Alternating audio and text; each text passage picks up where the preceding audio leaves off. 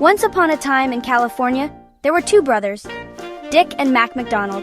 They had a small restaurant selling barbecue, but it was slow. The brothers wanted faster. They thought, how can we make food super fast? That was their big idea. They wanted a food revolution with burgers. So they closed their barbecue place. Brave, or maybe a bit mad. They opened a new place. McDonald's? Yes, that McDonald's. They made the kitchen like a factory, a burger factory. Everything was quick, speedy. Hamburgers, cheeseburgers, milkshakes, fries. Simple. People loved it. Why? Because it was fast and cheap. Imagine getting your food almost before you ordered it. This was back in the 1940s, a time when fast was new. The brothers, Dick and Mac, were clever. They called their system the speedy service system. Workers did one job, over and over. One guy flips burgers, another guy does fries, another shakes. This made everything super efficient. Customers got their food in seconds. It was a sensation, a local sensation, but still a sensation. The first McDonald's was a happy place. Now, the McDonald brothers were happy with their one super fast restaurant, but they weren't thinking big. Then, a man named Ray Kroc came along. He sold milkshake machines. He heard the McDonald brothers were buying lots of them. Eight milkshake machines, he thought. What's going on there? So he went to see. He had to. Curiosity, you know. And what he saw blew his mind. He saw the future. Ray Kroc was a salesman, a very, very good salesman. He saw those speedy burgers. He saw those happy customers. He saw dollar signs, lots and lots of dollar signs. Ka-ching! He said to the brothers, this is amazing. We need more of these. More everywhere. All over America. All over the world. The brothers were cautious, happy with their small success. But Ray was not cautious. Ray was a rocket powered by ambition and probably a lot of coffee. Ray Kroc convinced the brothers. He said, let me help you franchise this. Let me make it huge. Franchise. That's the magic word. It means other people pay you to open a copy of your restaurant. Your name, their money. Clever. So, Ray Kroc started selling McDonald's franchises, like hotcakes, or well, hot burgers. He was a machine, a franchising machine. He wanted McDonald's on every corner. And boy, did McDonald's get famous. It went global, like a burger-fueled invasion, but mostly peaceful. First America, then Canada, then Europe, then Asia, everywhere. The Golden Arches became a symbol, a super famous symbol, more famous than some countries' flags. Think about that. You could be lost in a strange city, see those arches, and feel something. Maybe relief, maybe hunger, maybe a sudden craving for fries. It was a promise of something familiar, something you knew. McDonald's was no longer just a restaurant, it was a landmark. The growth was incredible. Unbelievable, really. Thousands of restaurants, millions of customers, billions of burgers, billions. Can you even count that high? I can't. They opened restaurants in Moscow and Beijing in places you wouldn't expect. It was like a culinary ambassador spreading American fast food culture. Whether that was a good thing or a bad thing, well, people argued. But you couldn't deny its success. It was a monster success. A behemoth. A titan of the food world. All from two brothers who just wanted to make burgers faster. Wild. Let's talk about the Happy Meal. Genius, right? Pure genius, a little box, some food, a toy. What kid could resist? It was a master stroke of marketing, a direct line to children's hearts, and more importantly, their parents' wallets. Pester power, they call it. Kids would see the ad, want the toy, and drag their parents to McDonald's. It worked. Oh, it worked so well. McDonald's became the world's biggest toy distributor. Yes, toys.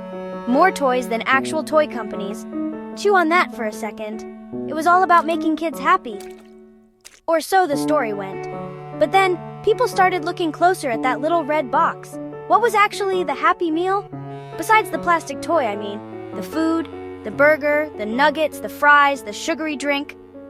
Doctors and nutritionists started to raise their eyebrows. Very high. They said, hang on a minute. Section 5. You want lies with that? The Great Unhealthy Food Panic. So the Happy Meal opened a can of worms, or rather a box of questions. But it wasn't just the kids' food. Oh no. It was everything. People started asking, what's in a Big Mac? Really? What are Chicken McNuggets actually made of? Is it even chicken? And then came the documentaries. Oh, the documentaries. Movies like Super Size Me, remember that one? One brave or foolish man ate only McDonald's for a month. The results? Not pretty at all. He got sick, very sick. It was a public relations nightmare for McDonald's. A giant, greasy nightmare. Suddenly, everyone was talking about trans fats, and calories, and sodium. Words that most people didn't use much before. Now, they were everywhere. McDonald's food was put under a microscope, a very powerful microscope.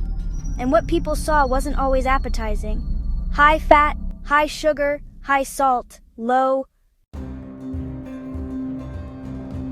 Section 6. Warning, may contain hot coffee and zero safety checks. Alright, so the food was getting a bad rap, a really bad rap. But wait, there's more, because of course there is.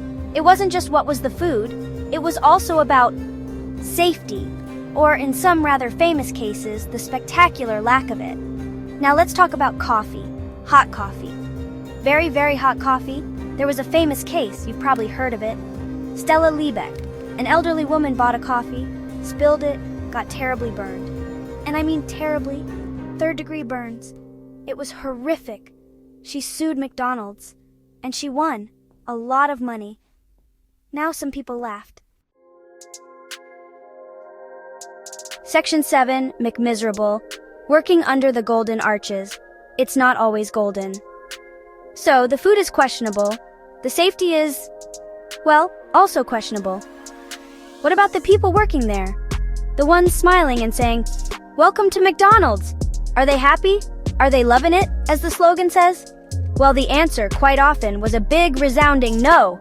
Working at McDonald's became famous for being a tough gig. A really tough gig. Low pay, very low pay. Often minimum wage or just above. Hard to live on. Hard to raise a family on. Hard to feel valued.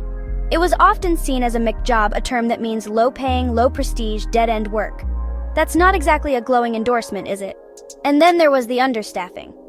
Oh, the chronic understaffing.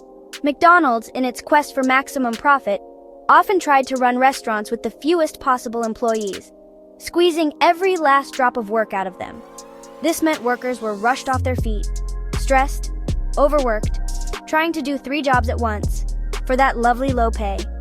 Imagine trying to take orders, make food, clean tables, and deal with angry customers, all while your boss is yelling about speed. Not fun. Not fun at all. It led to mistakes. Section 8. Can McDonald's get its happy back, or is it McDoomed? So McDonald's had a lot of problems. A McMountain of problems, you could say. Unhealthy food, safety scares, unhappy workers, a damaged reputation. The king of fast food was looking a bit wobbly on its throne. Sales started to dip in some places. People were choosing other options, healthier options, nicer options, places that didn't feel so icky. The magic was gone. The shine had worn off. The question on everyone's lips, can McDonald's fix itself? Can it become that happy, fun place again, or is it McDoomed? A tough question. A very, very tough question for a giant company. They tried. Oh, they definitely tried to change, or at least look like they were changing. They introduced more salads. Again with the salads, they put apple slices in Happy Meals. A tiny bag, but still apples. They promised to reduce antibiotics in their chicken. Good. They talked about real ingredients, whatever that means. They redesigned their restaurants, made them look more modern, more cafe-like, less like a plastic cafeteria for screaming children. Some even got comfy chairs and Wi-Fi. Fancy. It was all part of a big effort to win back customers, to look better. They also started talking more about their employees, sometimes. Section 9. The Big Mc Takeaway, what we all learned besides where the nearest toilet is. So what's the big lesson from the rise and, well, stumble of McDonald's? From 2 brothers with a speedy idea to a global empire facing McTroubles. One lesson is, what goes up can also come down. No company is invincible. You have to change with the times, or get left behind.